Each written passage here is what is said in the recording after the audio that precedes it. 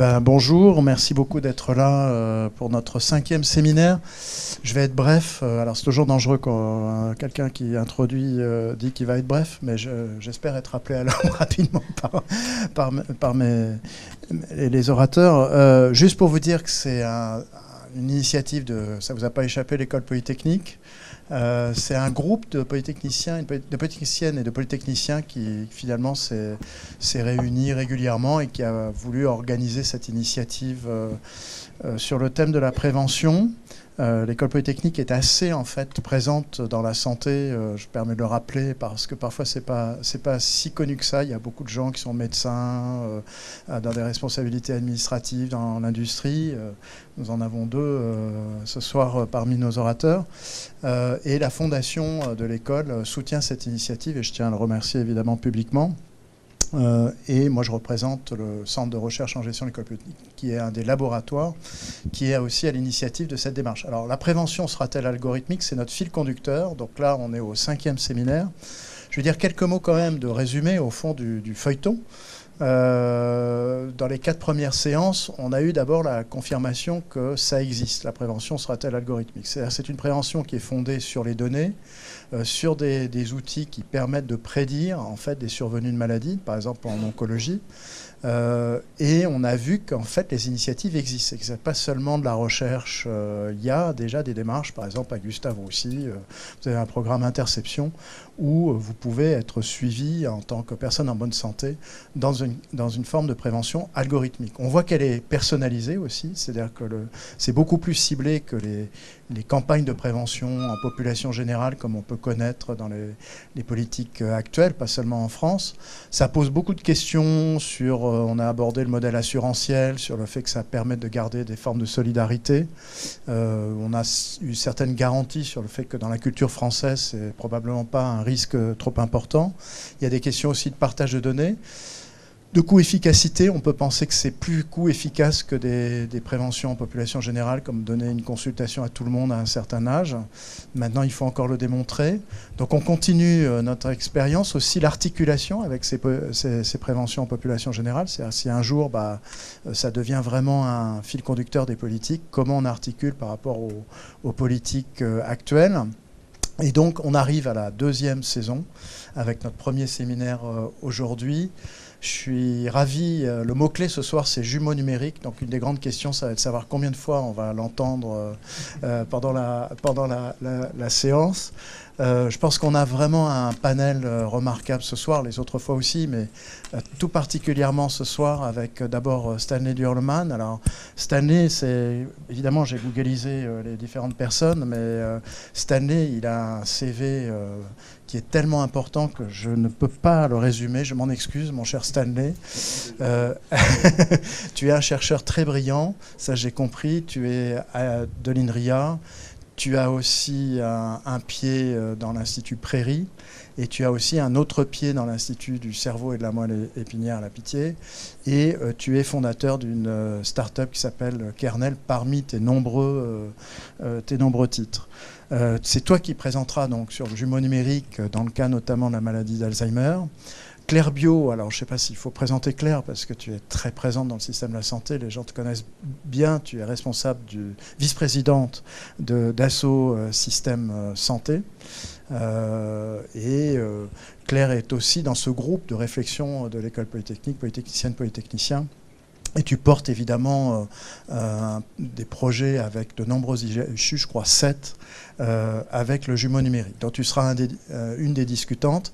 Et puis Abdul Baraka. Alors Abdul est un collègue, il est prof à Alix, il est responsable du département de Biomedical Engineering, il est responsable du centre interdisciplinaire de Engineering for Health. Et Abdul est aussi un chercheur qui emploie le jumeau numérique. Mais dans le cas de la thrombectomie et dans la prise en charge de l'AVC. Donc tu auras un rôle hybride, c'est-à-dire que tu réagiras à la fois sur les propos de Stanley et puis on ne peut pas s'empêcher quand même de te demander quelques éléments de ta recherche parce que je pense que c'est une manière d'avoir un horizon assez complet sur le jumeau numérique, toujours dans ce rôle de la prévention personnalisée. Je vous remercie beaucoup d'être avec nous et Stanley, sans transition, la parole est à toi. Merci beaucoup, merci Étienne, et merci beaucoup pour cette invitation. Je suis vraiment très honoré d'être là parmi vous ce soir et de vous parler donc de prévention et de jumeaux numériques. Alors quand j'ai commencé à réfléchir un peu à ce que j'allais raconter, je me suis quand même arrêté une seconde sur ces deux termes, jumeaux numériques et prévention, et ça m'a fait quand même un peu bizarre. Je me suis dit c'est quand même étrange de les associer en réalité, même si quand on est dedans on s'en aperçoit pas. Il me semble que c'est pas une association naturelle. Alors, je me suis demandé pourquoi ça me faisait aussi bizarre. Peut-être déjà parce que parler de prévention en soi, c'est déjà pas courant. Donc merci d'ailleurs d'avoir fait ce séminaire sur la prévention. On est d'abord quand même dans un système de soins avant dans un système de santé. On est un pays qui préfère guérir que prévenir. Donc merci de mettre l'accent sur la prévention, qui est quand même l'angle mort de la médecine. Et je dirais du coup, par voie de conséquence, dans la médecine numérique aussi, et peut-être un sujet moins courant. Et puis là-dedans, les jumeaux numériques. Donc qu'est-ce que viennent faire les jumeaux numériques Donc je ne vais pas prétendre le définir, surtout à côté de gens qui maîtrisent le concept bien mieux que moi. C'est quand même un concept qui vient de l'industrie. C'est pas un hasard si on est chez Dassault Systèmes. Donc c'est l'idée de faire effectivement un modèle informatique d'un système physique en fait au départ, un système d'ingénierie, de mettre en équation toutes les forces et toutes les variables d'état qui peuvent régir ce système, et puis de regarder. On l'utilise pour faire des simulations. Par exemple, on peut regarder, avant même de concevoir une pièce d'ingénierie, on s'aperçoit est-ce qu'elle va tenir l'effort dans l'usage qu'on veut lui faire faire. Et c'est dans cette idée de la simulation, je pense que les premières idées ont percolé dans le domaine de la santé numérique. On s'est dit, on va prendre un système biologique, un organe, et puis on va le modéliser comme on ferait pour une pièce d'ingénierie. Donc on va essayer de mettre en équation toute la connaissance qu'on a sur ce système. Et puis on va faire tourner des simulations pour voir ce que peut donner ce système. Évidemment, on peut se dire, si je fais une intervention, si je modifie ce système, d'essayer d'anticiper quelles seraient les conséquences de ça.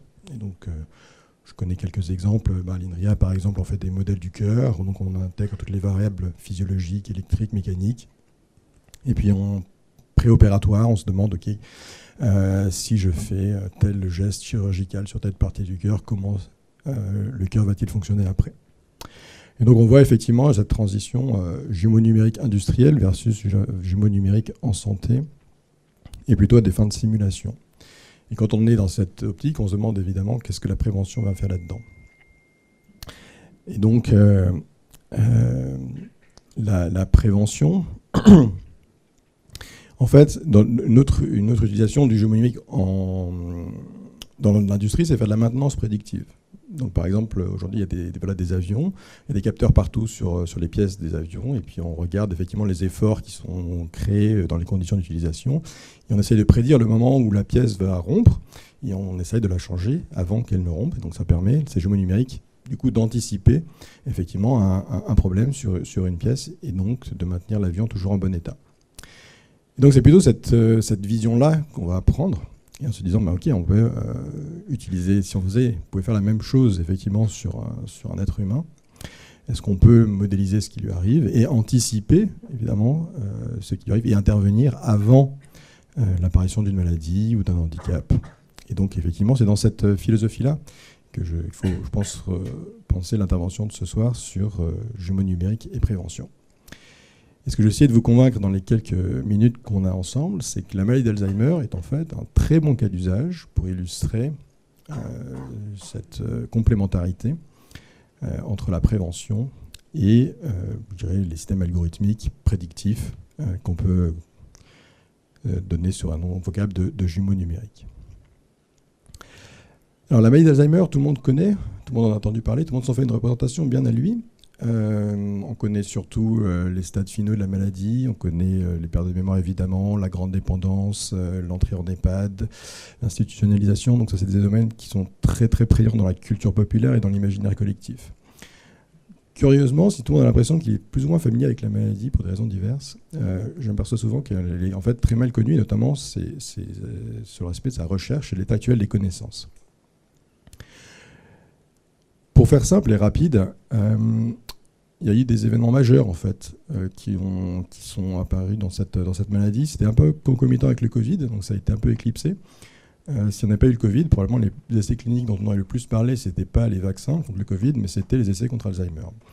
Ça faisait 20 ans qu'on n'avait pas eu un médicament, un essai clinique positif dans cette maladie, malgré des investissements absolument colossaux. C'est une des aires thérapeutiques où les enjeux économiques, de santé publique et industriels sont absolument majeurs, au moins assez grands que le cancer, mais ça reste partie des grandes thématiques. Donc, beaucoup d'investissements, 20 ans extrêmement difficiles. Moi, j'ai vécu, donc je suis arrivé en 2010 à la Pitié-Salpêtrière, je commence à m'intéresser à ces sujets-là.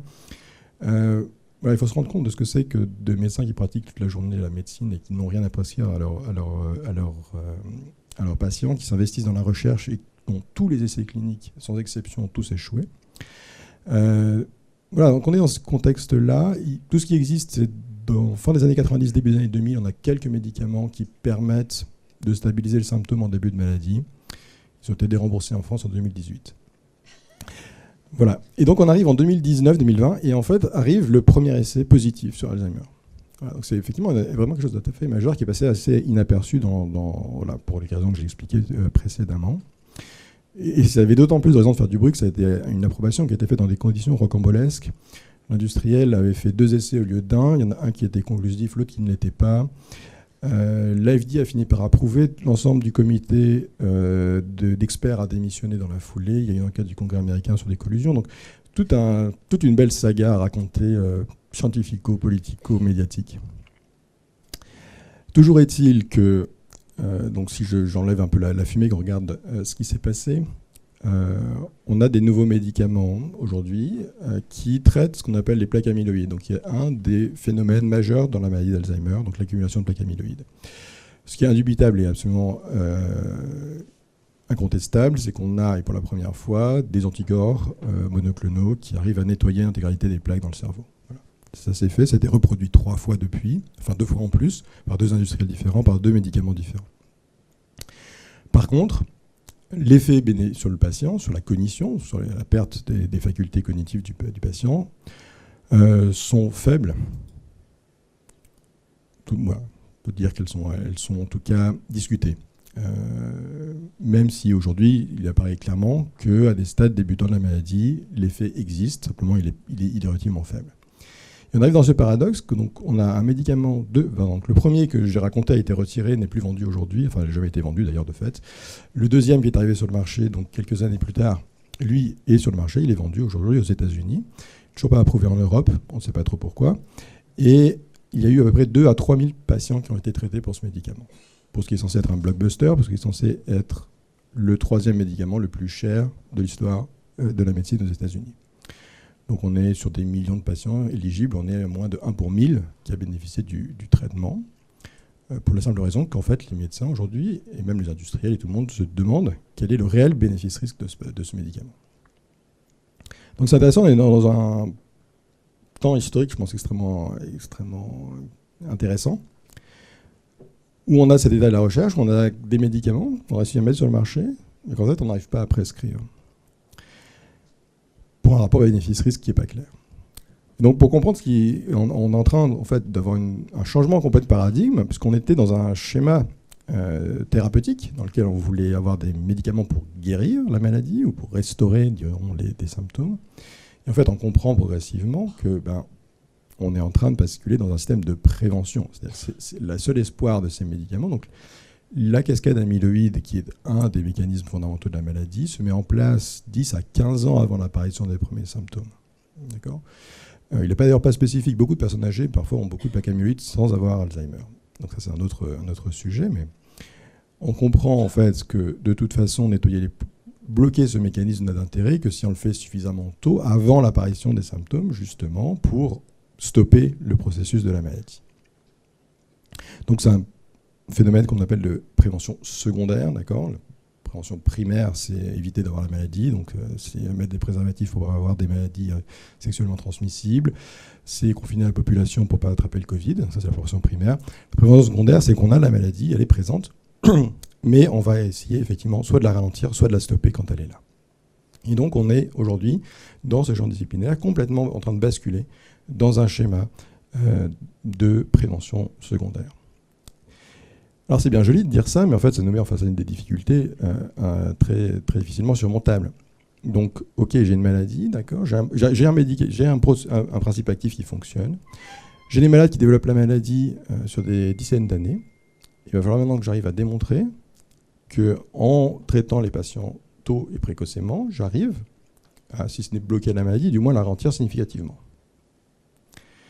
Voilà, ce qui pose d'énormes difficultés, parce qu'évidemment, je ne peux pas suivre les gens pendant des décennies pour voir si, in fine, ma mesure de prévention est efficace ou elle n'est pas efficace. Et donc, il y a deux grandes questions. C'est à qui on va prescrire ce médicament et comment on va réaliser, effectivement, ces essais cliniques de nouvelle génération dans lesquels on va devoir essayer de démontrer la valeur préventive d'une thérapie. Et donc, c'est là où on va arriver sur une réponse. Et dire qu'il y a deux niveaux de réponse qu'on va essayer d'apporter ici ce soir.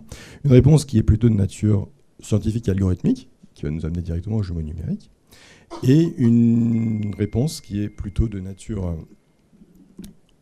sociale, enfin d'usage, et qui nous amènera plutôt vers le volet plutôt entrepreneurial. Le côté jumeau numérique, donc c'est pas très compliqué. Il faut comprendre que si vous voulez faire un essai clinique pour démontrer de la prévention, il faut inclure dans votre essai clinique des personnes qui vont progresser suffisamment rapidement. Donc tout le Graal aujourd'hui de tous les industriels de médicaments, c'est d'identifier ce qu'ils vont appeler le fast progressor, c'est-à-dire celui qui aujourd'hui a peut-être des symptômes tout à fait débutants, mais qui dans les 2-3 prochaines années va développer la maladie de manière rapide. Pour faire simple, la revendication, ça veut dire avec 100 médicaments, j'ai une échelle qui va mesurer par exemple la performance de mémoire. Je vais dire que normalement, dans les 2 ans, il va perdre 3 points sur cette échelle pendant l'essai. Et on va dire, ça c'est dans le bras placebo. Puis dans le bras traité, au lieu de descendre de 3 points, il ne descendra que de 1 point. Donc je vais avoir un certain effet. D'accord ? Et ça marche si vous avez suffisamment de gens qui vont progresser rapidement. Donc on n'a pas tant un problème aujourd'hui dans les essais cliniques de taille de l'effet. On a un problème de variance. Si vous mettez beaucoup de population, une population très hétérogène à l'entrée, dont certains progressent très vite, d'autres progressent très lentement, statistiquement, l'effet va être extrêmement dilué. Et donc les 20% en moins représentent en fait quelque chose qui est très très variable d'un individu à l'autre. Et c'est ce qui nous amène dans la situation actuelle où en fait on n'arrive plus à conclure sur l'efficacité ou non des médicaments. Donc on a besoin de cibler beaucoup plus précisément. Et c'est là où évidemment le jumeau numérique peut faire un sens. Donc nous, ce qu'on a fait, donc ça c'était dans le laboratoire pendant une dizaine d'années, on a construit des modèles prédictifs du déclin cognitif. D'accord ? Donc, bientôt je vais vous montrer une petite démonstration. On a récupéré des bases de données dans lesquelles on a vu des patients de manière répétée dans le temps. On a vu beaucoup de patients répétés assez souvent. Et il a fallu construire des modèles. Alors ici, ce n'est pas des modèles biophysiques, comme j'expliquais en introduction, c'est des modèles qui sont vraiment issus complètement de l'apprentissage statistique. Donc c'est en fait, des principes d'apprentissage statistique, de machine learning, comme on dit en anglais, qui permettent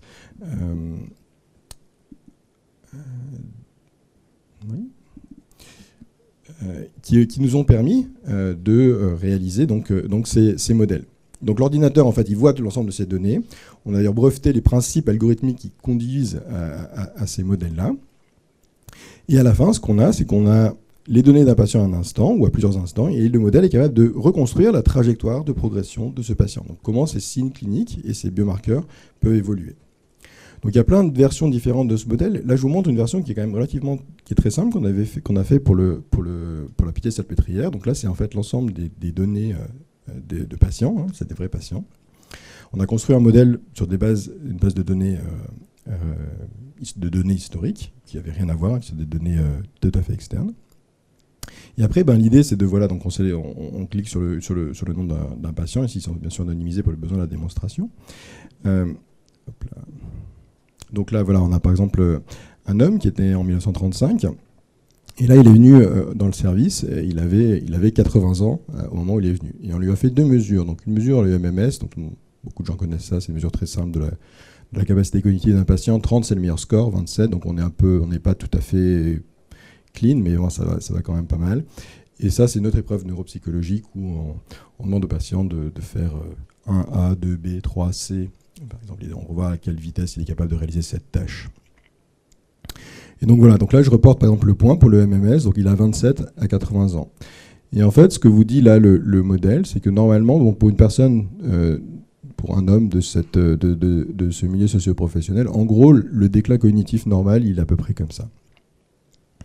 Et là, le modèle, il vous dit, en fait, donc ce patient-là, aujourd'hui, il vient, il consulte parce qu'à 27, effectivement, il a des plaintes, il est pas, son entourage probablement repère qu'il y a des petits moments dans la vie où il y a des choses un peu anormal qui se passe.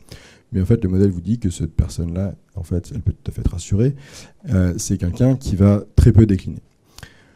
Or, 27 de MMS peut être un critère pour être inclus dans un essai clinique. D'accord ? Donc, si vous incluez ce patient dans un essai clinique, aujourd'hui, vous êtes mal barré. Parce qu'en fait, comment vous pouvez aller démontrer qu'une intervention que vous faites ici à 80 ans chez ce patient va permettre de préserver ses capacités cognitives, si de base, sans le médicament, déjà, ses capacités cognitives resteront préservées.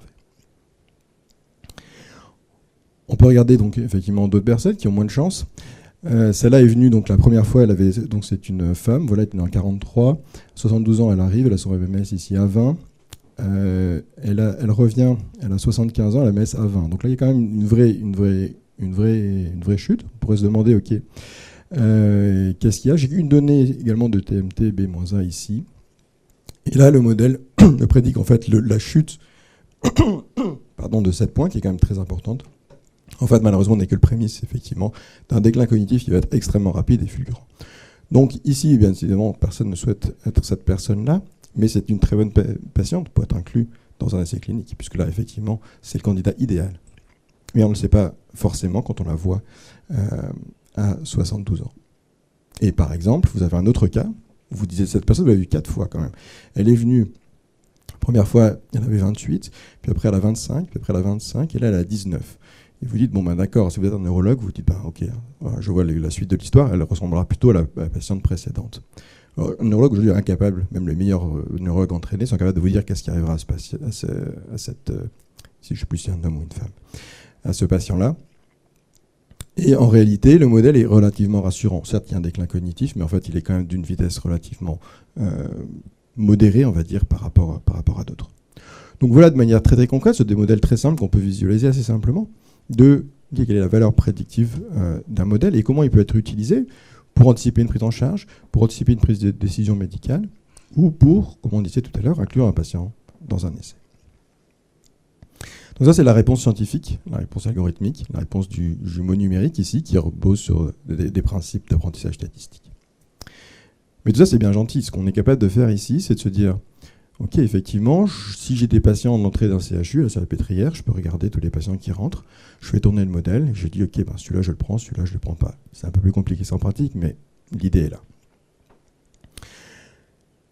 Mais en fait, le problème, c'est que les patients, ils arrivent à la pilier salpêtrière, ils sont déjà tous à un niveau quand même relativement avancé de la maladie. Pourquoi ? Ben parce qu'en fait, les patients, quand ils sont des premières plaintes cognitives, généralement, ils n'en parlent pas. Et puis en fait, après, ils en parlent à leur médecin traitant, le médecin traitant leur dit, ben non, en fait, ça vient souvent en deuxième, troisième motif de consultation, on a fait le cholestérol, on a fait l'hypertension, on a fait pas mal de choses. Les 20 minutes de la consultation sont passées, quand vous dites au généraliste, vous savez, j'ai oublié, j'ai eu un peu de peine à retrouver ma voiture sur le parking du supermarché. Le médecin généraliste, médecin traitant va gentiment vous raccompagner et vous expliquer qu'on en reparlera la prochaine fois, que vous êtes probablement un petit peu fatigué. Gens qui ont vécu ça concours. Et donc il se trouve qu'il y a beaucoup d'errances diagnostiques. On estime à peu près entre 3 et 5 ans le moment où la personne a ses premières plaintes chez elle, son remarque, elle ou son entourage, et le moment où elle va avoir un diagnostic. Donc il y a un vrai problème aujourd'hui de repérage de ces patients en population générale. Donc c'est bien gentil de vouloir faire des essais cliniques avec des patients très bien phénotypés, mais s'ils ne viennent pas et si on ne les repère pas au moment où ils pourraient bénéficier des interventions thérapeutiques, ça ne sert à rien. Et donc c'est comme ça que moi, personnellement aussi, j'ai fait une transition de la recherche à l'entrepreneuriat en me disant, ok, il faut résoudre ce problème de comment repérer en population générale des personnes qui se plaignent de leur mémoire et comment les emmener dans un parcours de soins. Et donc c'est comme ça qu'on a créé la clinique de Dr Memo, donc c'est drmemo.fr, vous pouvez y aller, vous verrez cette page-là. Ça s'adresse à n'importe qui est inquiet pour sa mémoire ou celle d'un proche, comme ce nom l'indique. On propose un test ici qui porte assez mal son nom mais qui est mieux compris du grand public, qui est en fait un questionnaire de plaintes cognitives qui va vous dire, voilà, est-ce que vous avez oublié vos clés 3 fois dans la semaine? Est-ce que vous avez oublié l'anniversaire d'un proche la première fois de votre vie? Ou est-ce que vous avez effectivement mis 20 minutes de plus à retrouver votre voiture sur la place, sur le parking du supermarché? Voilà, ça, on sait à peu près. Dans ce que je vous ai dit là, il y a des choses qui sont bénins. Oublier 3 fois ses clés dans la semaine, effectivement, c'est plutôt bénin. Oublier l'anniversaire d'un proche alors qu'on n'a jamais fait auparavant, c'est suspect. Donc on fait juste un triage, le premier triage de niveau en population générale, qui est de dire, ok, vous avez une plainte, eh bien, votre plainte est légitime, il vaut mieux aller consulter, ou finalement, vous êtes inquiété peut-être pour rien, et on vous rassure. Et la deuxième, c'est consulter un médecin. Donc on a un réseau de médecins partenaires, d'accord, qui font des consultations. On a créé une consultation de mémoire en médecine générale, ce qui n'existe pas, mais qui vous garantissent que pendant 15 minutes, vous allez avoir un médecin qui va étudier exactement votre mémoire, qui va faire 2 évaluations neuropsychométriques en consultation et qui vous donnera une orientation diagnostique. L'idée, vous le comprenez, c'est l'idée d'une clinique digitale. Donc on a des interactions numériques avec le patient, on acquiert de la donnée à domicile, on va en acquérir probablement davantage à l'avenir. On a des temps de consultation et de données médicales. Tout ça dans un dossier médical du patient. Et qu'est-ce qu'on fait? Des algorithmes pour regarder tous les niveaux de risque du patient qu'on peut avoir, effectivement, et faire la même chose qu'on faisait avant, mais cette fois-ci de le faire massivement et en population générale, anticiper la prise en charge, aider à la prise de décision médicale en médecine de ville, et orienter les patients, soit vers les CHU, les centres de mémoire, évidemment, et évidemment l'adressage vers des essais cliniques, puisque à ce moment, on aura bouclé la boucle. On sera capable de prendre les patients au stade précoce, de les identifier, de les amener au centre recruteur, parce qu'ils ont exactement le bon profil qui correspond pour l'essai clinique, et de pouvoir faire la démonstration que des stratégies de prévention peuvent être efficaces. Je vous remercie de votre attention. Merci Stanley. Juste avant de laisser la parole à Claire, d'abord, s'il y a des questions dans la salle, même les plus simples, tiens, monsieur, moi j'étais prêt, mais c'est très bien. S'il y a des personnes dans la salle, c'est beaucoup plus plaisant.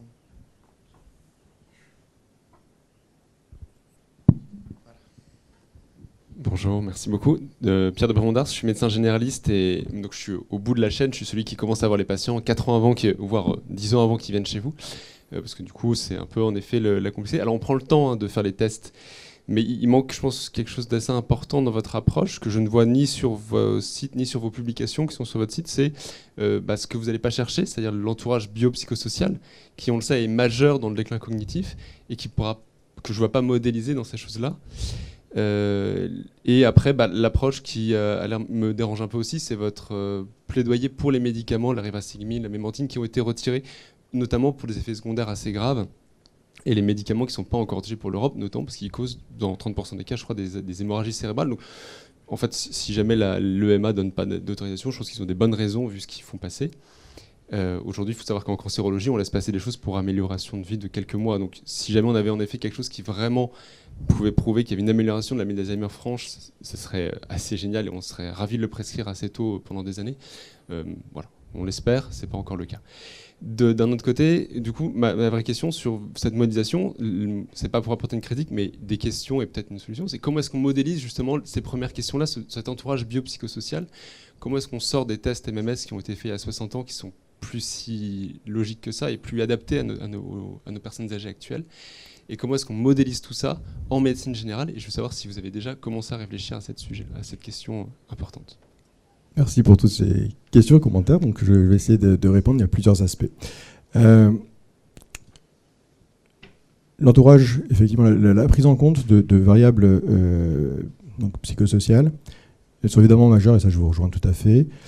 Donc, disclaimer, je suis un ingénieur, donc il me faut des outils pour mesurer. Je ne peux pas modéliser quelque chose que je ne peux pas mesurer. Or, aujourd'hui, à ma connaissance, et je serais content que vous me détrompiez, je n'ai pas de variable quantitative aujourd'hui qui me permettent de prendre ça en compte. Ça ne veut pas dire qu'on ne prend pas en compte, parce que, encore une fois, contrairement à des cliniques qui sont 100% digitales où on mesure tout à domicile et à la fin on a juste un compte rendu, un dashboard qui vous envoie en PDF, nous on a un vrai temps de consultation, donc on a des vrais médecins avec une vraie consultation. Donc cet aspect-là, en fait, il est pris en compte, comme il se fait aujourd'hui, par le médecin, par l'examen clinique, par l'interaction qu'il a avec son patient, qui est purement humaine, et qui n'est pas quantifiée aujourd'hui, qui n'est pas donc pas modélisable par l'ingénieur que je suis. Et je le regrette, mais je suis convaincu.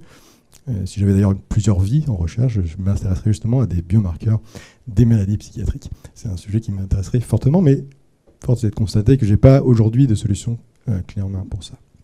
Ensuite, je reviens sur le plaidoyer médicamenteux. Alors d'abord, il est vrai que nous travaillons avec des industriels pharmaceutiques, donc ça, voilà. En revanche, je n'ai absolument aucun conflit d'intérêt. Je n'ai jamais reçu un centime à titre personnel d'une entreprise pharmaceutique, et je mets un point d'honneur à cette ligne de conduite, malgré les offres qui m'ont été faites, je tiens à le préciser. Donc, je ne suis pas intéressé personnellement à la vente de médicaments.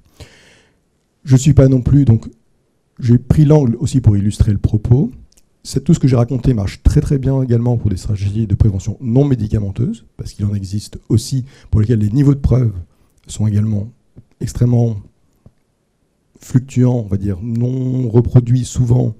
Donc voilà, est-ce que le régime méditerranéen est censé effectivement être préventif, mais de quoi, dans quelle mesure? On est comme pour les médicaments, c'est qu'en fait on ne sait pas très bien, parce qu'il y a une grande hétérogénéité dans la réponse. Donc toute l'approche qu'on met en place de repérage et d'inclusion dans des essais cliniques marche aussi bien pour du médicament que pour des stratégies non médicamenteuses. Ensuite, les effets secondaires de ces médicaments, donc oui, il faut bien sûr, ils existent, mais ils sont, si on réfléchit, donc le principe actif du médicament, c'est de nettoyer les plaques amyloïdes. D'accord ? Donc quand la maladie progresse, la plaque amyloïde se agrège à la surface du cerveau. Là-dessus, vous mettez un anticorps amyloïde, c'est-à-dire c'est un grand coup de Karcher qui va en fait dissoudre l'intégralité de ces plaques. Ce que ça fait, c'est très logique, ça crée des œdèmes et ça crée des saignements. Si vous avez une plaque qui est proche d'un vaisseau, ça crée un saignement, ça crée des micro-AVC. Il y a eu des cas, et certains cas qui étaient graves, effectivement, ça a fait été reporté à raison. Vous faites des œdèmes parce que du coup, la poche que vous avez nettoyée, elle se remplit de liquide. Voilà, c'est pas compliqué. Quand même, scientifiquement, le rationnel qui consiste à dire en stoppant les plaques amyloïdes avant qu'elles ne soient massives, naturellement, il est quand même logique de penser qu'elle va diminuer et les saignements et les œdèmes. Donc, les effets secondaires qui ont été notés dans les médicaments, selon toute vraisemblance scientifique, est lié en fait au principe actif du médicament et serait diminué très fortement dans une stratégie de prévention. Mais ce qui reste à prouver, c'est qu'il faut faire un essai clinique, le mesurer entièrement. De toute façon, l'essai clinique mesure tout autant l'efficacité que la toxicité et le monitoring des effets secondaires, qui doivent bien sûr être aussi monitorés en vie réelle, post-approbation. Ça, on est tout à fait d'accord là-dessus. Voilà, je ne sais pas si c'est quelle précision vous convient. Mais... Avant de laisser la parole à Claire, une question très personnelle. À partir de quel âge il faut s'inquiéter pour sa mémoire? Est-ce que tu as des idées d'âge? Demain, si tu oublies la réponse à cette question. Voilà. Non, l'âge moyen, c'est 85 ans de diagnostic. Alors déjà, on sait que le diagnostic est plutôt tard dans la maladie. On sait que les premiers symptômes peuvent apparaître jusqu'à 10 ans avant. Je te laisse faire les calculs. Et tout ça, c'est des moyennes. En fait, l'écart type est extrêmement important. Il y a des formes d'ailleurs très jeunes. Il y a des gens qui développent des maladies d'Alzheimer à 40 ans, malheureusement.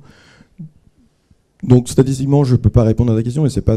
Ce qui est important, je pense, c'est d'ancrer dans la culture populaire que la mémoire, c'est comme la tension, ça se surveille. Voilà. Okay. Donc quand on va chez le médecin qui ne vous prend pas votre tension, vous dites c'est un mauvais médecin. Vous changez de médecin. Un médecin qui, à partir de 60-70 ans, ne vous demande pas comment va votre mémoire, c'est un mauvais médecin. Okay. Claire, juste avant, une dernière question de madame. Oui, merci. Sonia Bergaya, je suis chercheure en biologie vasculaire. J'ai 2 questions courtes et simples, mais en préambule, j'ai une observation que j'aimerais livrer à votre appréciation. Je ne suis pas experte du domaine.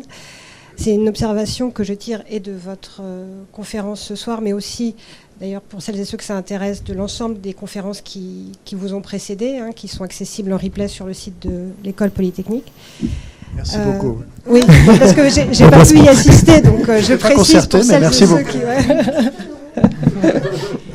Donc cette observation est la suivante, c'est que quel que soit le domaine de santé auquel on s'intéresse, donc qu'il s'agisse de maladies neurodégénératives ou de cancer, de vieillissement, d'un risque épidémique, etc., il semblerait que la construction de la prévention algorithmique en santé s'opère toujours selon un même schéma, avec une approche holistique pour une prévention personnalisée. Et ces approches, donc cette prévention algorithmique, suit à chaque fois un même schéma qui a pour finalité toujours ce qu'on appelle un forecasting, donc une prédiction d'une maladie, comme vous l'avez décrit aujourd'hui, ou d'un processus physiologique, d'un risque, etc. Donc ces modèles algorithmiques sont basés sur des formules mathématiques, des méthodes statistiques, informatiques, etc. Mais pour que cette prédiction soit la plus affinée et la plus utile possible, il faut qu'elle puisse s'appuyer sur, et je m'excuse pour ce deuxième anglicisme, mais sur ce qu'on appelle un nowcasting, c'est-à-dire une description, une modélisation la plus précise possible, donc de la maladie, par exemple. Et cette modélisation, elle se construit par l'intégration, la synthèse, l'analyse de banques de données massives, donc de biobanques digitalisées. Et c'est là le point important en fait, de mon observation, c'est que donc, pour ces modèles prédictifs, il faut donc créer des entrepôts de données massives, multimodales, qui donc, intègrent donc, une approche globale, holistique, avec un millefeuille de données qui peuvent être de nature très variée. Ça peut être, donc on peut parler de biomarqueurs biologiques, cliniques, sociologiques, psychologiques, on vient d'en parler, environnementales, des biomarqueurs environnementaux, que ce soit à l'échelle d'un individu ou même à l'échelle d'une population. Et donc ma question est très simple, c'est que la création et la nature de ces entrepôts de données semblent jouer un rôle fondamental, voire déterminant, dans la création de ces modèles prédictifs. Donc ma première question est la suivante. Quels critères doit remplir un biomarqueur pour être intégré au sein de ces biobanques? Autrement dit, par exemple, dans le cas de la maladie d'Alzheimer que vous abordez, est-ce que vous allez privilégier plutôt un biomarqueur clinique, radiologique, plutôt qu'un biomarqueur biologique? Est-ce que vous allez privilégier un biomarqueur qui va être mis en jeu dans les stades précoces de la maladie plutôt que dans les phases plus tardives? Voilà. Quels critères, comment est-ce que vous allez sélectionner ces biomarqueurs? Et la deuxième question qui découle de la première, qui est aussi très simple, c'est du fait que l'utilisation très récente de l'intelligence artificielle sur ces données multimodales, on est en train de mettre en évidence, d'identifier de nouveaux biomarqueurs qu'on appelle des métabiomarqueurs. Quelle est la place, ou plutôt ont-ils aussi une place, ces métabiomarqueurs, au sein de vos modèles prédictifs? Cette question me semble importante parce que la construction de ces modèles prédictifs sont quand même basés sur ces choix plus ou moins arbitraires, ces sélections plus ou moins arbitraires de biomarqueurs en amont. Oui. Alors en fait, ça donne l'impression d'un choix. En fait, il n'y a pas vraiment de choix dans la mesure où en fait, il faut voir que les choses se font de manière séquentielle. Il y a tout un champ de recherche qui est effectivement l'identification des biomarqueurs en eux-mêmes. Ça, c'est un champ de recherche en lui-même. Et après, il y a la constitution des cohortes qui vont s'appuyer sur les données qui sont aujourd'hui accessibles et qui donnent lieu à des biomarqueurs qui aujourd'hui sont validés. Donc il n'y a pas de choix qui s'opère. Il y a un état de la connaissance actuelle qui dit, OK, aujourd'hui, moi, quand j'ai commencé ma recherche, tout le monde pensait que l'IRM était un formidable biomarqueur de la maladie d'Alzheimer. Il y avait tas de bonnes raisons scientifiques pour le faire. 20 ans plus tard, c'est plus si vrai. Mais on a dépensé effectivement des fortunes pour constituer des grandes bases de données qui ont de l'IRM, parce que ça correspondait à l'époque où on les a faites, à l'état actuel de la connaissance. Donc il n'y a pas le choix qui s'opère, il est je dirais inconscient, c'est un état de fait. Aujourd'hui, je commence une étude sur la maladie d'Alzheimer, je commence à construire ma cohorte, je le fais avec tout ce que je peux faire, dans les moyens financiers, opérationnels que j'ai, dont dispose la recherche. Donc aujourd'hui, je vais mettre de l'imagerie PET tau, du PET amyloïde, je vais mettre des biomarqueurs plasmatiques, des choses qu'on ne faisait pas il y a 20 ans. On mettait il y a 20 ans de l'IRM et du MMS. Voilà. Donc, je dirais c'est quelque chose sur lequel on a peu de levier. Parce qu'il faut juste comprendre la façon dont les choses se font. Il y a un temps de la recherche, il y a après un temps de la constitution de ces grandes bases de données qui coûtent extrêmement cher, qui demandent un effort sur le long terme. Les Américains sont bien meilleurs que nous, malheureusement, pour le faire. Et puis leur exploitation après par des méthodes algorithmiques. Et tout ça, ça prend 10, 15, 20 ans, en fait, au final. Voilà, moi, effectivement, les modèles que j'ai entraînés là, c'est les données ADNI qui sont issues des grands plans Alzheimer des années 2000. Voilà. Bien sûr, mais ça, c'est l'évolution, le progrès naturel des connaissances qui fait qu'on a toujours un peu un train de retard. Mais en même temps, le côté positif, c'est que le train avance toujours et qu'on a quand même de nouvelles choses. Et aujourd'hui, Dr Memo, on peut le voir aussi de manière différente. Pour nous, ingénieurs, c'est aussi un collecteur de données, de vie réelle, qui aujourd'hui n'existe pas. C'est une nouvelle manière de constituer une cohorte et un entrepôt de données, et sur des données tout à fait différentes qu'on peut acquérir très facilement à moindre coût et à domicile, ou en consultation de médecine de ville. Donc c'est une autre logique, en fait, sur la constitution, mais comme vous dites, parce qu'au fond, la nerf de la guerre, et vous avez raison, c'est les données. Est-ce qu'on a des données en suffisamment grand nombre, de suffisamment bonne qualité? Et ça, c'est effectivement à la fin, ça c'est 80% du boulot. L'algorithmique, c'est 20%, c'est la partie immergée de l'iceberg.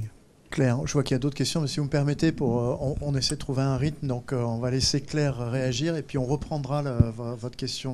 Merci beaucoup. Claire, tes réactions alors?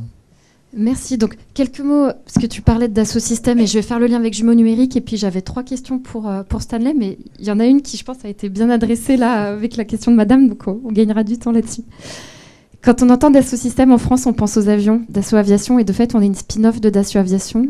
On est né il y a 45 ans parce que des ingénieurs ont fait le modèle 3D d'une aile d'avion, et à l'époque, Marcel Dassault a compris la valeur qu'il y avait dans ce jumeau numérique, bien au-delà de Dassault Aviation et même au-delà de l'aéronautique. Et donc, on a énormément grossi depuis autour du concept du jumeau numérique. Et donc, Stanley a donné une excellente définition tout à l'heure, mais il y a eu plein de retardataires, donc je vais vous partager la mienne, au moins pour les retardataires. Un jumeau numérique, c'est différentes disciplines qui vont se partager des connaissances et des savoir-faire pour avoir la même représentation d'un produit ou d'un projet sur lequel ils travaillent. Et donc, parce qu'ils ont cette même représentation, ils peuvent mieux se comprendre et ils peuvent aussi poser des questions. Qu'est-ce qui se passe si ? What if ? Scénario.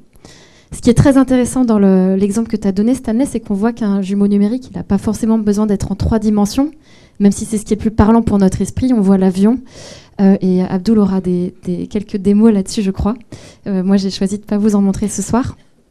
Et ça peut être utilisé pour la conception de produits, c'est utilisé aussi pour la conception de médicaments, dispositifs médicaux, mais ça peut aussi être utilisé en prévention. Pour rebondir sur un exemple que tu as pris dans l'aéronautique, aujourd'hui, parce qu'on a le jumeau numérique d'un Rafale, mais qu'on a aussi plein de données de vol qui sont l'équivalent des biomarqueurs pour l'aéronautique, on peut faire la maintenance prédictive, donc faire de la prévention du maintien en opération des Rafales. Et ça veut dire qu'on passe du jumeau numérique d'un concept, l'avion, au jumeau numérique personnalisé de chacun des Rafales qui sont en opération. Et donc, notre objectif chez Dassault Systèmes, c'est de positionner le jumeau numérique au cœur de notre stratégie pour se développer en santé. Pourquoi aller vers la santé alors qu'on a servi d'autres industries? Parce qu'il y a un besoin majeur aujourd'hui. Vous connaissez ça par cœur, mais beaucoup de patients n'ont pas accès à un système de soins de qualité. Et pour ceux qui y ont accès, l'espérance de vie en bonne santé ne progresse pas aussi rapidement que l'espérance de vie. Et pourtant, on dépense beaucoup d'argent dans le système. Donc il faut qu'on change quelque chose. Et nous, on met le jumeau numérique au cœur de notre stratégie pour forcer l'écosystème à se transformer. Et donc pour faire ça aujourd'hui, nos clients, c'est les industries pharma, les medtech, qui utilisent le jumeau numérique de la molécule, du dispositif médical, de l'usine qui va fabriquer ces médicaments pour aller mettre plus vite sur le marché des innovations thérapeutiques. Et ça représente déjà plus de 20% du chiffre d'affaires de Dassault Systèmes, donc on est vraiment fortement ancré en santé. Mais on veut servir de manière plus large un écosystème, et notamment les médecins, pour leur permettre de tirer leur pratique médicale vers l'excellence. Donc là, on est vraiment sur la notion de collaboration, parce que plusieurs médecins partagent la même représentation de l'état de santé d'un patient, et parce qu'ils peuvent poser des questions, faire des what-if scénarios. Alors, l'objectif, c'est qu'il y ait un meilleur résultat de santé pour le patient et des conditions de travail plus agréables pour les professionnels de santé. Et donc, pour faire ça, on a déjà des preuves de concept. On a développé un jumeau numérique du cœur, par exemple, qui est fiable dans toutes les physiques et qui sert aujourd'hui à faire, par exemple, de l'essai clinique in silico pour des implants cardiaques, et qu'on voudrait aussi mettre dans les mains des médecins pour définir quelles sont les meilleures approches de traitement pour des maladies du cœur. Mais on veut aller plus loin dans différentes aires thérapeutiques, et c'est là qu'il y a le point de connexion avec Stanley. On a lancé un grand projet qui s'appelle MediTwin, qui est un projet de création de différents jumeaux numériques dans 3 aires thérapeutiques, en oncologie, neurologie, cardiologie. Ce projet, il a été lancé avec 7 IHU en France, les IHU des 2 premières vagues, et puis on est en train de Prisme aussi de Gustave Roussy à intégrer, puis on va intégrer progressivement d'autres IHU, l'INRIA évidemment, coordonné par Dassault Systèmes, avec l'idée qu'on veut construire différents types de jumeaux numériques qui vont servir à faire de la prévention ou du traitement dans ces 3 aires thérapeutiques. Et donc on a choisi 7 cas d'usage, et il y en a un auquel participe Stanley à travers la clinique du docteur Memo et Kernel, et on va y revenir dans un instant. Et l'idée, c'est qu'on développe ces jumeaux numériques, mais qu'on aille jusqu'à leur validation clinique et leur mise sur le marché avec un aspect de démonstration de la preuve clinique, d'accès au marché et de remboursement. Et donc, la première question que j'avais pour toi, Stanley, on a parlé prévention, tu as utilisé souvent le mot de repérage, mais je sais que tu évites le mot dépistage.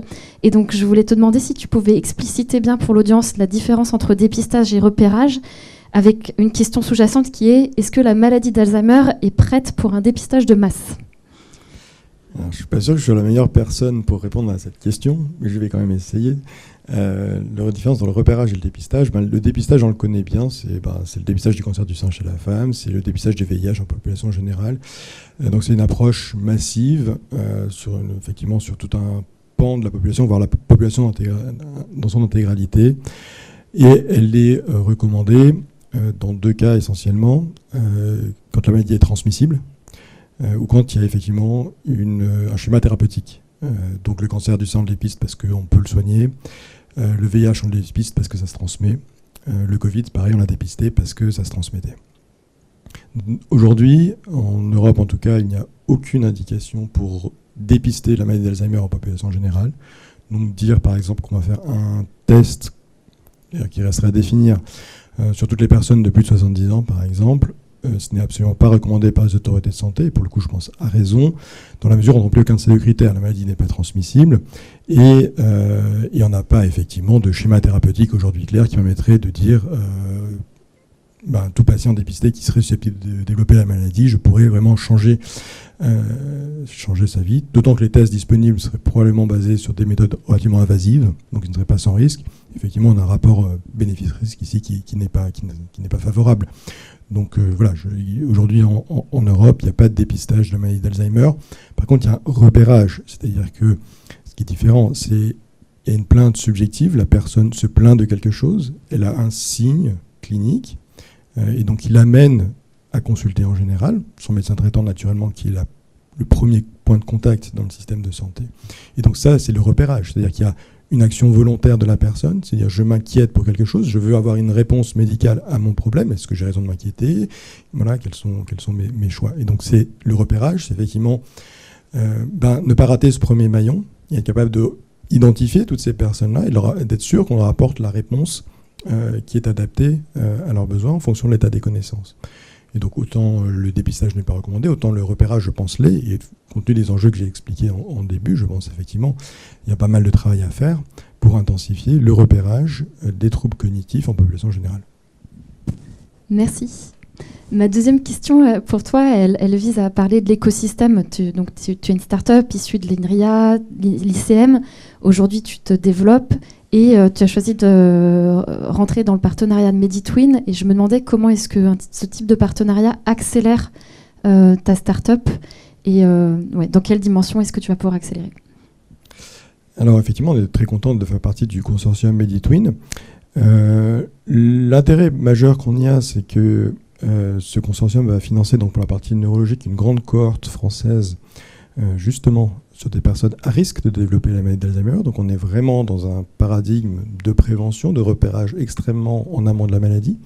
Donc ce qui nous permet effectivement d'être en lien avec cette grande initiative française. Donc évidemment avec le professeur Bruno Dubois en particulier qui chapeaute tout ça et qui y est pour beaucoup. Ça nous permet du coup d'avoir accès à des données pour ces patients-là aujourd'hui qui sont effectivement assez lacunaires et donc ils vont nous permettre également de pouvoir vérifier la validité de nos algorithmes dans ces conditions-là, éventuellement d'en développer de nouveaux et essayer de contribuer via les cliniques du Dr Memo au repérage des patients pour être inclus dans cette cohorte. Donc effectivement ça fait beaucoup de sens pour nous d'y être associés et on est très contents. Merci. Et Claire, moi j'ai une question pour toi. Le modèle économique du jumeau numérique, c'est quoi ? C'est un dispositif médical ? C'est qui est vendu Donc ça va dépendre dans quel domaine. Il y a un modèle économique assez simple qui est quand on vend à des pharma ou des medtech, on leur vend une accélération de leur cycle de développement et donc il y aura un payback parce qu'elles arriveront sur le marché plus tôt. Donc ça, je dirais, de plus en plus, c'est un modèle de souscription. Donc SaaS, on appelle ça, c'est des offres cloud où on paye une souscription tous les mois.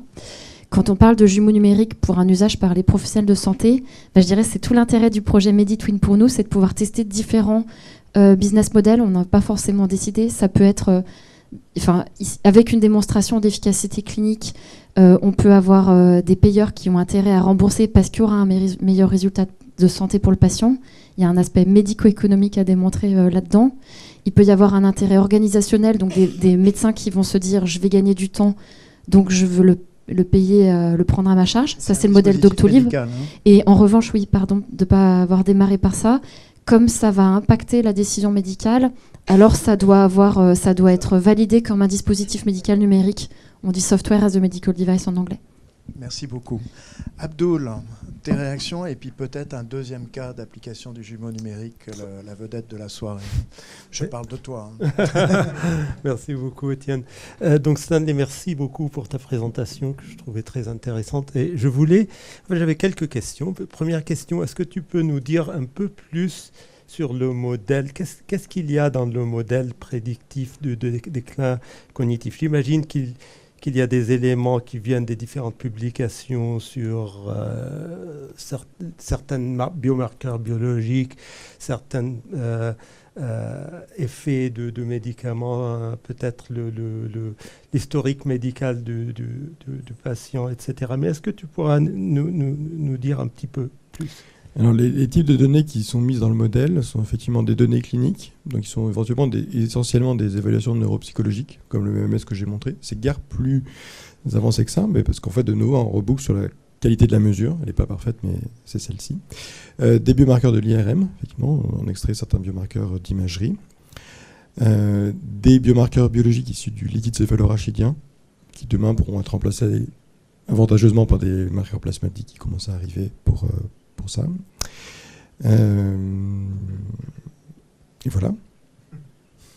Et donc, dans ce contexte-là, il y a certaines choses qui peut-être manquent dans le modèle parce que on sait, par exemple, il y avait les interactions psychosociales, etc. À ton avis, qu'est-ce qui manque surtout dans les modèles aujourd'hui pour qu'ils deviennent meilleurs en prédiction et comment on peut incorporer ces éléments manquants, ces missing data, dans les modèles? Alors, si on réfléchit à la physiopathologie de la maladie, évidemment, il en manque des tonnes de trucs.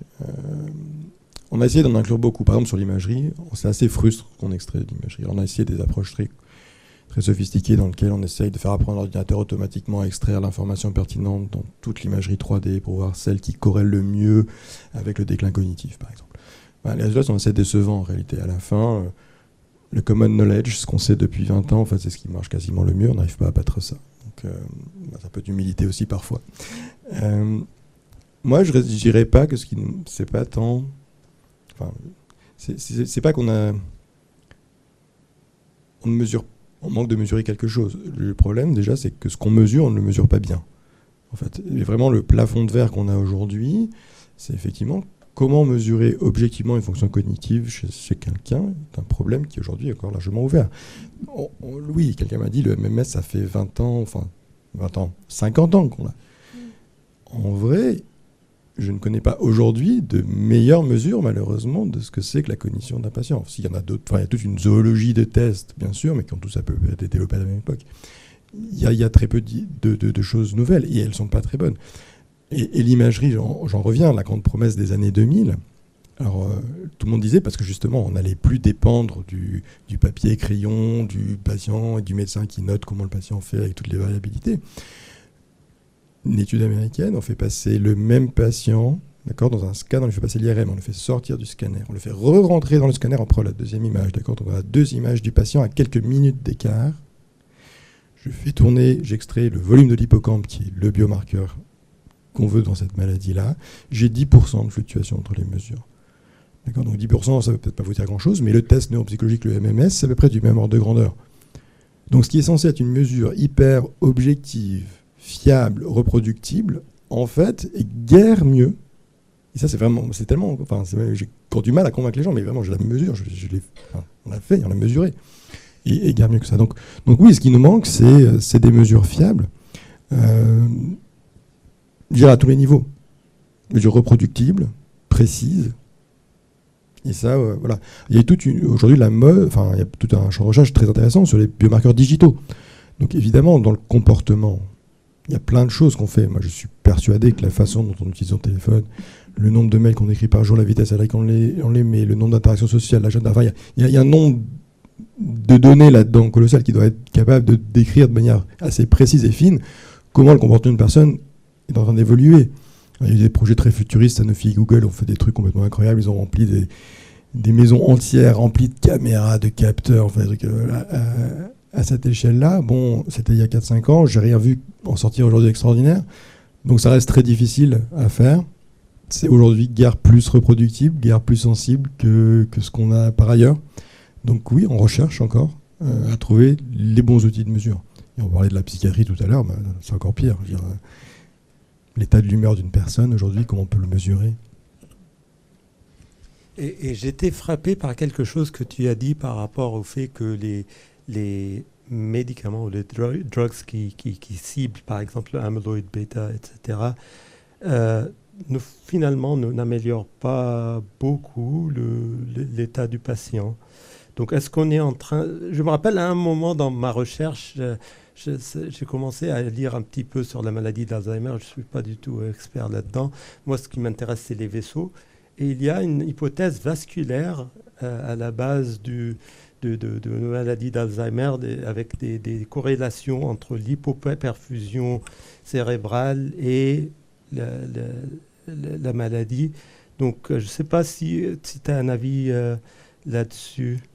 Je n'ai pas un avis très tranché, je pense que je ne suis pas vraiment autorisé à avoir un avis, mais je le donne quand même. Oui, il y a des risques, les risques cardiovasculaires sont clairement des facteurs de risque de maladie d'Alzheimer. Après, il y a aussi quand même toutes les démences vasculaires qui existent aussi, les angiopathies amyloïdes aussi qui existent. Et parfois, le diagnostic qui est posé n'est pas forcément suffisamment précis, donc on ne sait pas peut-être très bien si dans le facteur de risque cardiovasculaire, c'est vraiment spécifique de la maladie d'Alzheimer ou si c'est en fait un facteur de risque global d'un risque de démence incluant des démences vasculaires. Donc ça, je serais incapable de répondre à cette question avec précision. Il y a aussi des hypothèses sur le système immunitaire qui clairement joue aussi un rôle, pas très bien compris, pas très bien connu. Donc oui, résumer la maladie d'Alzheimer, comment le faire un peu trop schématiquement, comme je l'ai fait peut-être ce soir en amyloïde et taux, c'est effectivement tout à fait un raccourci. Il y a encore beaucoup de choses à comprendre sur les différentes interactions. Et sachant que tout ça se mêle aussi avec le vieillissement naturel. Abdoul, alors dans l'AVC je peux parler des AVC, oui, effectivement. Donc, oui. Donc, je vais vous parler peut-être d'une autre application. Merci beaucoup, Stanley.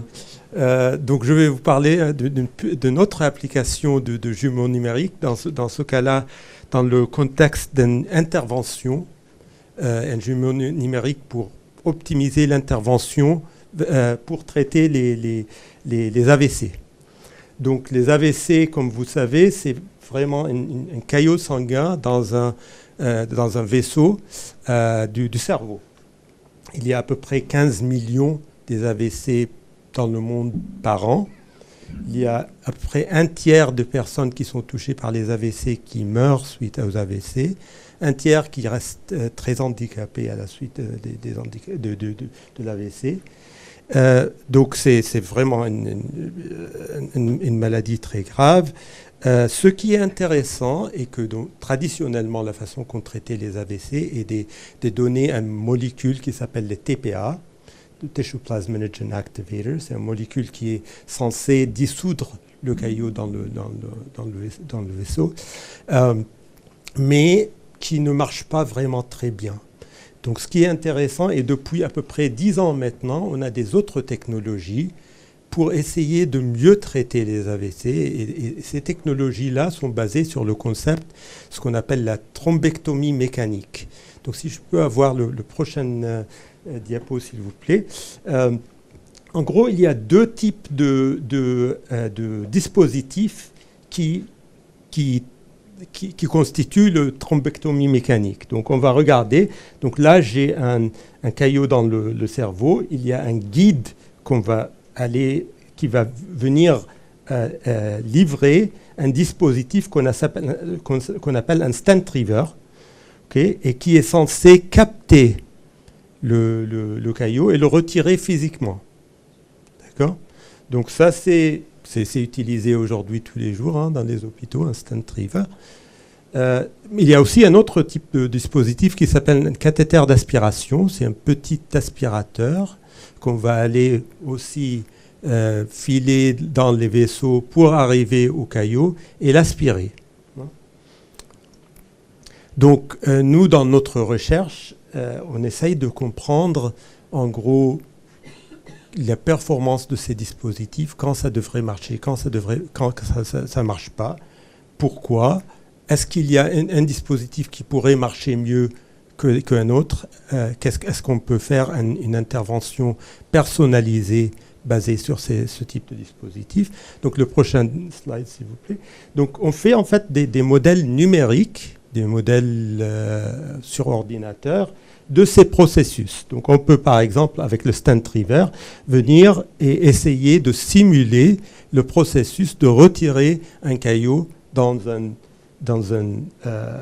vaisseau cérébral, et on voit dans un certain cas, on arrive bien à retirer le cerveau. Le cerveau. Non, on ne retire pas le cerveau.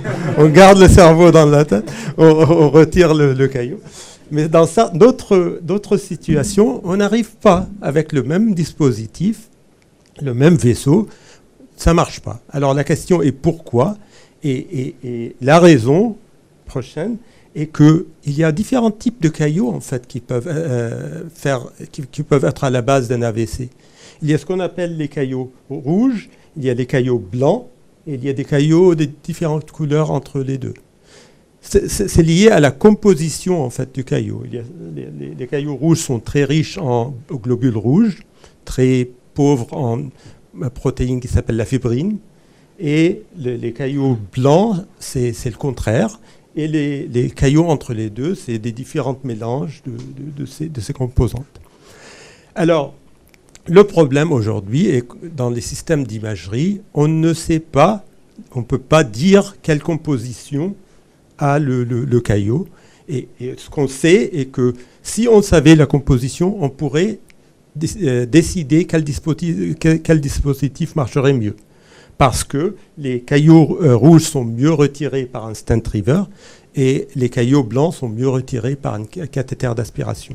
Donc, toute la question est comment je peux déterminer la composition de ce caillot pour décider quel est le meilleur dispositif pour le retirer rapidement. Parce que dans l'AVC, c'est critique de retirer le caillot aussi vite que possible. Temps égale neurone. Donc, il y a à peu près 10 ans, j'ai cofondé une start-up qui s'appelle Sensome. Et Sensome, aujourd'hui, ce que Sensome fait, et ils prennent le petit guide que j'ai mentionné avant, ce petit fil qu'on utilise pour filer les dispositifs comme les cathéters d'aspiration ou le StentRiver. Et ce qu'on fait avec aujourd'hui, les guides, c'est simplement des fils métalliques, mais ce qu'on fait, on met des réseaux de capteurs, des capteurs d'impédance sur le bout du guide. En gros, si ça c'est un cheveu, parce que le guide, ça fait 350 microns au bout. Okay, donc on va mettre des capteurs dessus. Il faut être sûr que ces capteurs ne changent pas les propriétés mécaniques du guide, parce que le guide, il doit être filé dans les vaisseaux, on doit naviguer jusqu'au cerveau. Donc il faut qu'il reste souple, il faut pouvoir continuer à naviguer. Donc, mais on veut quand même mettre des capteurs dessus. Donc ça, c'est tout le challenge technique. Donc ce que Sensome a fait, et si par exemple ça c'est un cheveu humain, ça c'est l'épaisseur du capteur, du film de capteur qu'on ajoute sur le bout du guide pour faire les mesures. Alors les mesures font quoi? On mesure l'impédance qui nous permet de distinguer entre les différents types de caillots. Un caillot rouge, un caillot blanc, un caillot entre les... Et donc, ça c'est un outil qui peut aider le clinicien pour décider tout de suite sur le meilleur dispositif à utiliser pour retirer le caillot au premier passe. Et donc, donc voilà, donc ça c'est un peu le système, comment on le voit. Sensome a fini des essais cliniques maintenant, et c'est dans le processus d'avoir la réglementation pour ce guide intelligent, qui serait le premier guide intelligent pour le traitement des AVC. Voilà tout ce que je voulais vous raconter. En gros, c'est l'idée d'aller vers un jumeau numérique, un traitement personnalisé, interventionnel pour le traitement des AVC. Merci beaucoup. Merci beaucoup, Abdoul. On relance la discussion. Alors évidemment, votre question est peut-être moins appropriée maintenant que tout à l'heure, mais on va reprendre votre point. C'est monsieur qui est là-bas.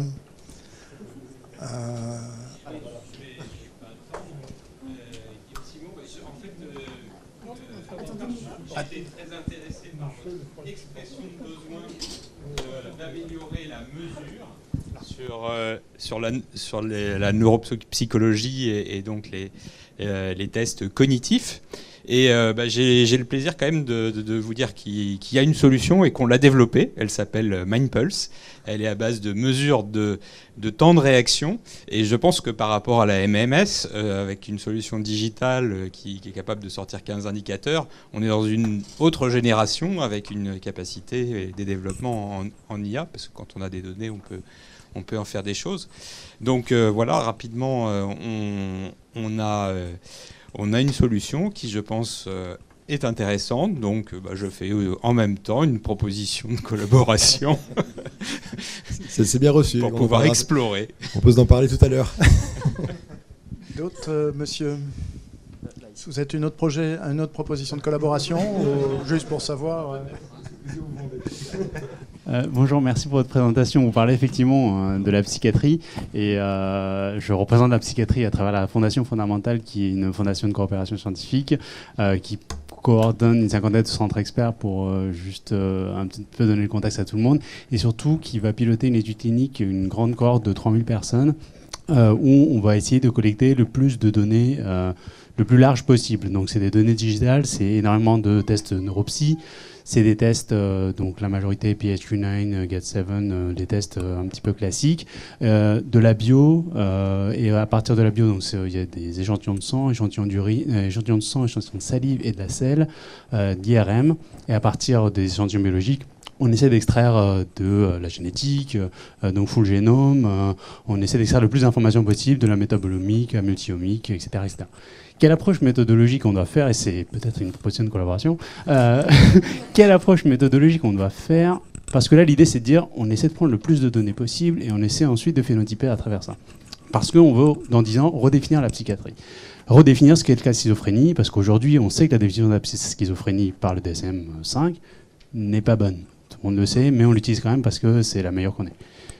Quelle approche méthodologique du coup on doit prendre par rapport à la data au moment de la collecte, ça rejoint un petit peu la question de tout à l'heure aussi, pour être sûr d'avoir des résultats, pour être sûr de ne pas, en fait, juste avoir de la donnée pour avoir de la donnée. C'est très compliqué de répondre à cette question. Et je suis sûr que vous avez plein de gens très intelligents qui ont déjà réfléchi au sujet, donc c'est peut-être un test pour moi. En fait, moi, les que je vois, c'est qu'en fait, vous avez forcément trouvé quelque chose. Parce qu'en fait, vous avez 3000 patients, c'est énorme, mais c'est très peu par rapport à la quantité de données que vous prenez sur chaque patient. Donc, on va trouver des associations statistiquement significatives entre ce que vous allez mesurer et les différents phénotypes de vos patients. Vous en trouverez énormément. La question, c'est lesquels pourraient généraliser effectivement sur d'autres patients. Donc, c'est dur dans ce cas-là d'avoir des approches très brute force, type machine learning. On va essayer en fait directement de vouloir créer des grands systèmes algorithmiques qui vont associer génotype, phénotype ou exposome, génome. Donc il faut repartir de la base, quelles sont les connaissances a priori, qui sont quand même guidées par quelques hypothèses pour réduire le champ d'exploration des possibles. Voilà, on n'est pas comme dans les champs d'application standards de l'intelligence artificielle en général. Et donc il faut reprendre des choses plus classiques.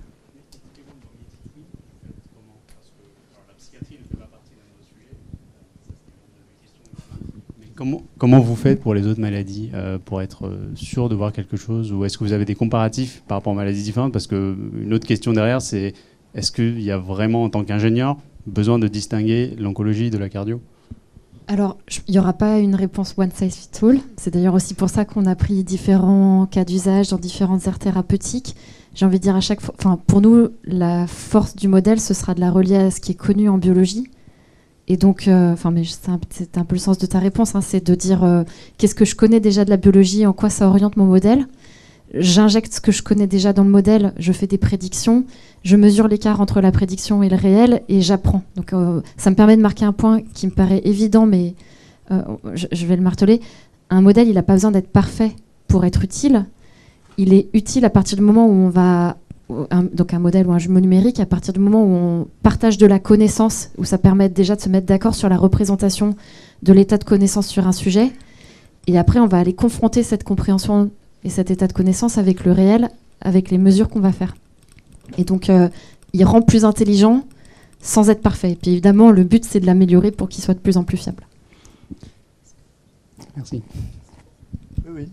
Alors, c'est presque une proposition de collaboration, c'est plus les généralistes enseignants, donc le CNGE avec un consortium, ont créé le P4DP, P4DP, qui est une plateforme en fait, qui vise à numériser et à créer des tableaux de bord et à créer de la donnée de santé autour des soins primaires, autour de la consultation de médecine générale. Donc ça existe, c'est en train d'être créé, ça a pour but après d'abonder dans le Health Data Hub. Donc la donnée primaire, la donnée en soins courants arrivera un jour, on le souhaite. Donc si vous souhaitez vous rapprocher d'eux, c'est P4DP, c'est Nice, c'est Rouen qui gère ça. Mais vous avez utilisé une expression qui m'intéresse et sur laquelle je me permets de rebondir, c'est la grande illusion de l'imagerie. Et cette grande illusion de l'imagerie, je me demande si aujourd'hui on n'est pas en train de la remplacer par la grande illusion de l'IA.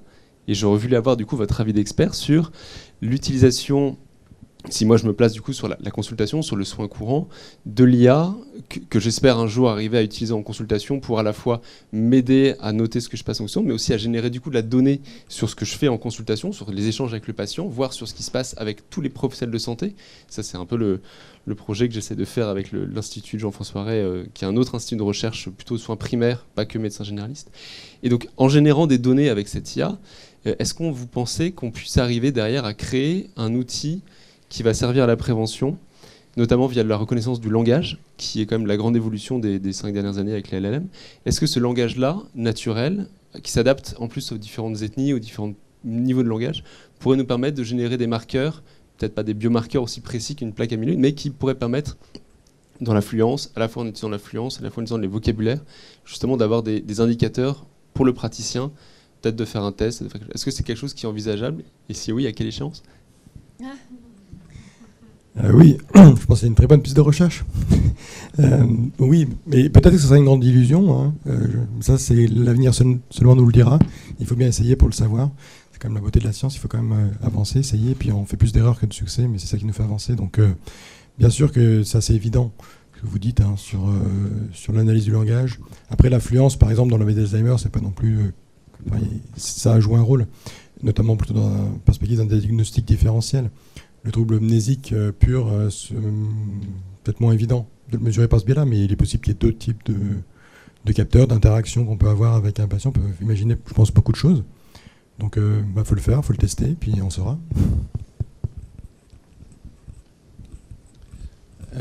Philippe Brunswick, je travaille pour Withings et j'ai fondé une société qui s'appelle Impeto Medical où on a développé justement une technologie de mesure de nerfs, de petits nerfs périphériques, extrêmement reproductibles. Donc je suis très sensible à la reproductibilité, à ce que vous avez dit, notamment sur l'imagerie. Est-ce que finalement, avoir toutes ces données dont on ne connaît pas la variabilité, finalement, très peu, n'engendre pas finalement des modèles qui sont assez peu prédictibles ou assez peu fiables?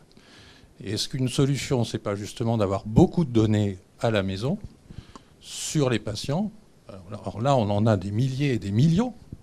On connaît vraiment le patient par cœur, son sommeil, son poids, ses nerfs, son hypertension, etc. Donc en accumulant une base colossale de données, et d'ailleurs on se rend compte de la variabilité. C'est-à-dire que là, alors là, vous ne parlez pas de chronobiologie qui est colossale. Enfin, dans la vie normale, la chronobiologie, c'est quelque chose qui est absolument mal maîtrisé au jour d'aujourd'hui, pour la prise de médicaments, pour plein de choses. Pour les tests, quand vous faites des tests le matin ou le soir, c'est pas la même chose. Donc comment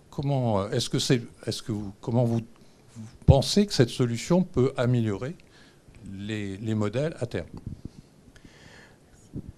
Donc, le pouvoir prédictif du modèle, il existe, il est pas nul. Il est, comme je dis, on atteint un peu un plafond de verre. Mais pour donner quand même une idée, pour pas donner une idée non plus trop négative, moi aussi je fais ma publicité, on peut quand même arriver à diminuer le nombre de patients inclus dans un essai clinique de 30 à 50%. Donc c'est quand même... C'est encore peu quand on sait qu'un patient peut coûter dans les $40 000 patient. Bon. Mais je vous rejoins, et moi je suis tout à fait d'accord qu'il faut aller... Une balance, c'est 100 €. Hein. Oui. Donc vous mettez 100 € chez un patient et vous avez des millions de données. Oui. Non mais ça je le sais, j'en suis personnellement intimement convaincu. Reste que comme je le disais, on n'est pas les premiers à y avoir pensé. Il y a eu plusieurs programmes très ambitieux, dont je mentionnais la collaboration Sanofi-Google. Il y a eu Biogen a fait une grande étude sur 25 000 Américains avec l'Apple Watch pour trouver des biomarqueurs de la cognition. La publication est sortie, je connais très bien d'ailleurs la première auteure. C'est intéressant, c'est pas game changer aujourd'hui. Pourquoi ? Je ne sais pas, je ne suis pas non plus un hyper spécialiste de ce domaine. Est-ce qu'on a la bonne approche ? Est-ce qu'on a vraiment les bonnes données ? Effectivement, quelle est la reproductibilité dans des conditions écologiques ? Il y a probablement encore beaucoup de défis en fait, à relever pour en faire quelque chose qui soit qualitativement nettement supérieur à ce qu'on fait aujourd'hui. Voilà, aujourd'hui, je ne fais que constater. Moi, je suis convaincu qu'il y a quelque chose à faire. Aujourd'hui, rien n'a été fait qui soit extrêmement convaincant. Ce qui ne veut pas dire que ça n'arrivera pas. Ça n'arrive pas. On est au début. C'est tout le début. L'Apple Watch, c'est la première, effectivement, à avoir accumulé des données. Quand vous savez qu'une Apple Watch, il faut la recharger tous les jours, vous vous rendez compte qu'il y a beaucoup de patients qui ne la portent pas, tout simplement. Donc déjà, avoir une montre qui se recharge que tous les mois, c'est déjà beaucoup mieux. Et on se rend compte que 80% des gens la gardent, la montre Withings, etc. Donc il y a aussi dans la conception des produits, bien sûr. Oubliez le produit complètement. Vous avez quelque chose sous votre matelas qui mesure votre sommeil, vous l'oubliez complètement. Sauf que votre médecin, il a toutes vos nuits. Hein. Oui, mais après, donc, il a tout dit, mais il faut arriver à en extraire justement le biomarqueur. C'est ce qu'on est en train de faire chez Withings. Ouais. Très bien. Withings, parce qu'on a les données. Withings. Le message est passé. Et il y a... Oui, tout à fait. Eric Carrel est passé dans la séance 2. Je vous propose, parce que le but, c'est qu'il y ait de la convivialité et nos intervenants restent autour d'un verre dans le cocktail qui est juste à côté. Je voulais vous remercier parce que c'était vraiment très intéressant et très spontané. Je note qu'il y a beaucoup de projets de collaboration qui peuvent... Et on le prend sous le ton de la boutade, mais c'est l'esprit un peu de ces séminaires, c'est justement qu'il y ait de l'interaction et des collaborations, c'est le but, donc il faut vraiment ne pas hésiter à échanger, je crois que c'est ce qui est souhaité dans cette atmosphère. Je voulais juste remercier l'agence qui nous accompagne, Bébrincom, depuis le début et qui va nous accompagner en 2024 et peut-être en 2025, et qui sait quand... Bon, on verra. Et puis je voulais vous donner rendez-vous pour la prochaine, c'est le 20 juin. Je crois qu'il y a le moyen de s'inscrire avec un QR code dès aujourd'hui. Donc c'est prévenir à l'aide d'une goutte de sang. Donc on va passer sur une autre chose, sur l'ADN circulant et le fait de savoir vous savez que ça fait partie de ces fantasmes, un peu comme l'IA, c'est de savoir avec une simple goutte de sang, on pourrait peut-être prévenir notre santé et la survenue de maladies. Je vous remercie beaucoup et je vous propose donc de se transférer au cocktail qui est juste à côté.